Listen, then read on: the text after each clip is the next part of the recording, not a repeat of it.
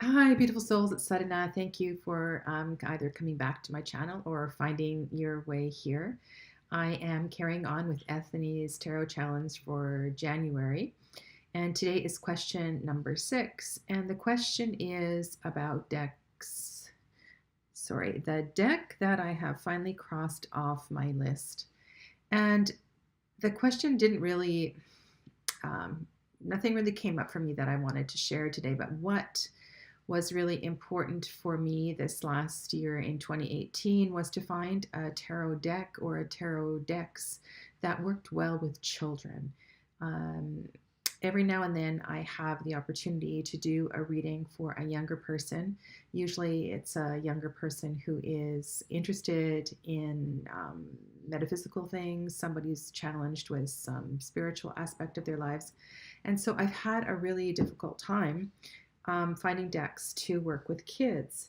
And I know many of you probably use Spiritsong, so this is one that I do use.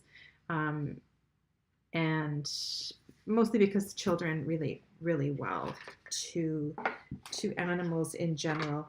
And this is an awesome deck if you're just doing a 3-card pull, or even if you're doing a bigger spread.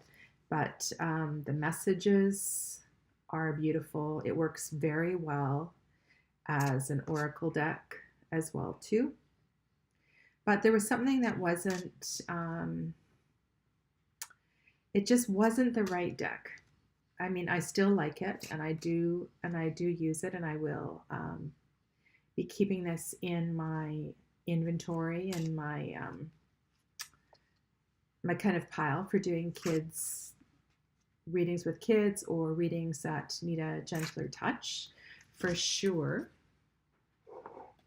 And I have tried the Happy Tarot, but honestly, to tell you the truth, I don't find the Happy Tarot very happy. It's just a Rider-Waite-Smith clone with a lot of candy and sugar in pinks and purples. And I don't think it really hit the mark for what kids really needed.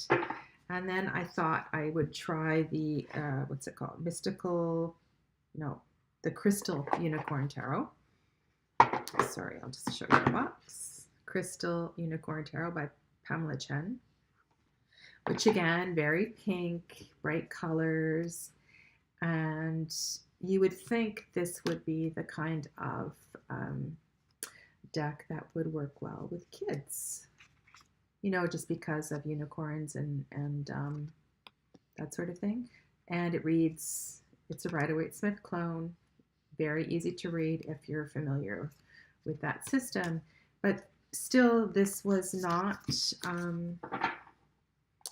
this still wasn't the right deck. And there are some decks specifically for kids. There are a couple of,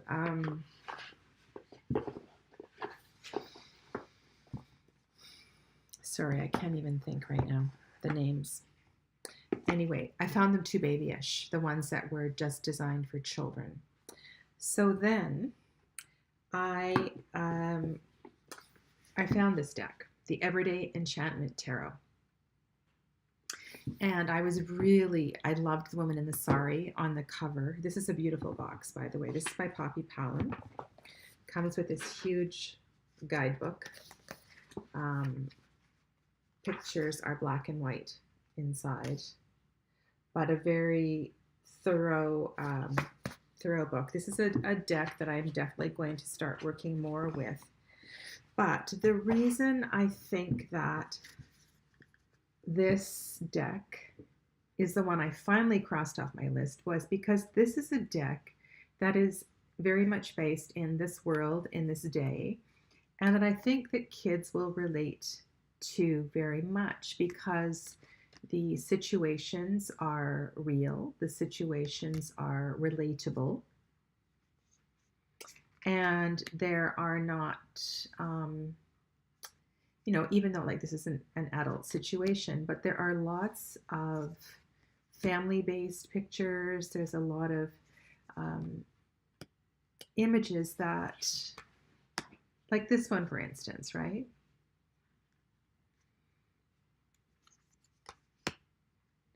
I think this is going to be the deck that I'm going to use with kids, and especially when kids show up with a parent and they're looking for a reading that is it's going to help them find whatever it is that they're looking for. And there's, you know, I won't say there's no scary pictures, but they can understand, and it's very, very relatable. I'm really, really excited about using this and working this with children, I would say from 8 to, 15, 16 years old. So yeah, so I'm really sorry, I pushed the wrong button, or I touched something on my computer, and anyway. So yeah, so that is the deck that I crossed off my list. I think I have finally found my deck to work with younger people. So that's really exciting. So let's go on to the next question in the challenge. And that is the most worked with tarot deck in 2018 and why. I have already talked about Linestrider. But in answer to the question, this is my most worked with deck, and I'm going to tell you a little bit more about it. So the reason why I enjoy working with this deck, and I find this deck easy to work with, is that there's not too much information on every single card. So obviously here we have a Fool, we have a younger person.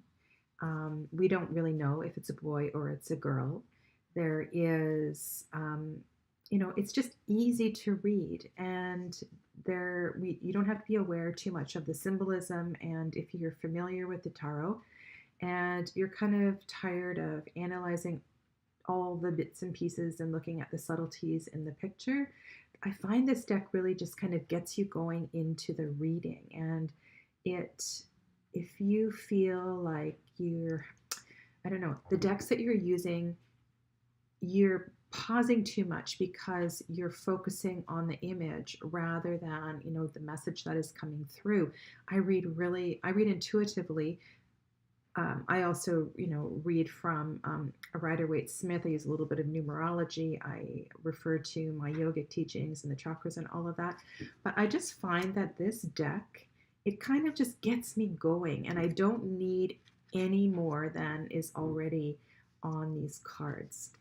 The colors help, the simplicity of the images help, the white space is really nice. Yeah. So that is why this deck has been a real standard in my collection this year. I get why, when there's an animal, I understand why there's an animal. It doesn't set me back, and I don't have to go do, research as to why Siolo chose that particular animal. And there, again, I've said this before, but I really appreciate it when there's a variety of ages, sexes, nationalities. There's good diversity in the deck, and for sure there is in this deck. I also love the artwork.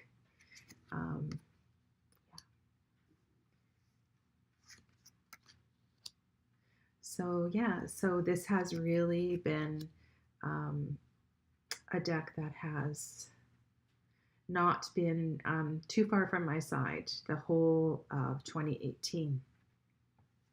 Now there is one other deck that I spent a lot of time with, and that is the Lumina Tarot. Now, the reason I tried to work with this tarot was, again, I liked the white space, and I appreciated the artwork. I understood the animals that were being used, if there were animals in the pictures. And at the time when I got this deck, it seemed that I was doing a lot of readings for young women, and this deck seemed to fit really well with young women. Of course, all the young women in this deck are very beautiful and have perfect bodies and all of that. And I'm sure that's, been discussed many times, so I don't need to belabor that point.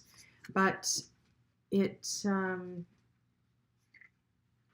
it also has this it has a pippish element to it as well, too. Also the diversity of the cultures. So to have the shaman here, I mean, this is one of my favorite cards in the deck. And it allows me also to speak to my diversity, the diversity of modalities that I use when I'm teaching. There is a softness, there is a simplicity, there is an intelligence to this deck, and I really appreciate it. I may have to completely restart, sorry. My computer keeps freezing. I am tending to prefer to work with decks with more diversity. And while there is great representation in this deck, I just wish that the women were of more variety of shapes and sizes. But this is brilliant, really brilliant. So yeah, so that was a deck that I did use a lot in 2018. I mentioned the Oracle, its companion Oracle deck yesterday, and they do work beautifully together as well too. So there we have that question. And then the question number 8 was the top 5 decks on my wish list now. I will just read them to you.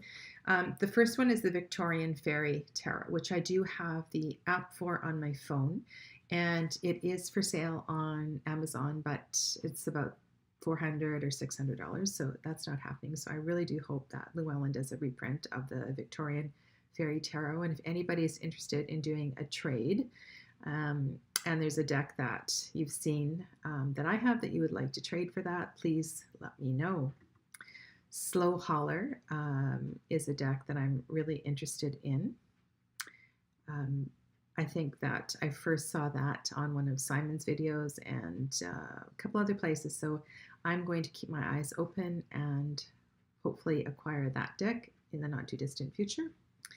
I have here on my list Bubba Studios decks. So I have pre-ordered the Alice Tarot, and that will be my first Bubba Studios deck. I'm intrigued with the Tarot of Prague, but I'm going to wait and see about the Alice deck and whether that investment is worth it or not. Number 4 is Marielle. I do not have Marielle, and I heard that a borderless edition is coming out in the not too distant future. So if and when that comes out, I will be hopefully ordering that. And then the last one that's on my wish list is not the last, but the 5th one is the Urban Tarot. I purchased the guidebook, which is still available through Robin Scott's website, and hopefully that will, she'll do her next 2nd edition, and I will be able to acquire the Urban Tarot in the not too distant future. So there we go. Those are the top 5 decks on my wish list now. And then I'm going to do one more question. And question number 9 is tarot goals for 2019. Well, I have a lot of tarot goals for 2019. One is to be more committed to this channel and to be making more regular videos. And I have yet to do a live, and hopefully when I get a few more followers, I will have the courage to do a live video. So that is for sure one of my goals. I did open an Etsy shop, but I have yet to have anybody order a reading through my Etsy shop. So I would love to get that goal going. So most of my readings come through the store where I work in town, and then also through connections I've made through that side of my business, and also my Reiki clients and my yoga clients. So that is number 2 goal, is to get the Etsy shop going. And number 3 is to spend some time with Marseille decks. So I really have had no time experience with Marseille decks, and I did order. I haven't cracked these open yet, so I'm not going to break the binding here, but I did order. Just let me get back here. I did order this beautiful deck, and this one. So this is the Marshmellow Marseille. So I am really looking forward to learning the Marseille system, practicing, working with that. And as I mentioned yesterday, I bought Tom Benjamin's book. So that'll be these decks will be a really nice companion as I work through those exercises. So I'm going to leave you with that, and I'll probably do one more video today, get through the next few questions so I can catch up with my 31 days of tarot. Blessings to you all. Stay well, and namaste.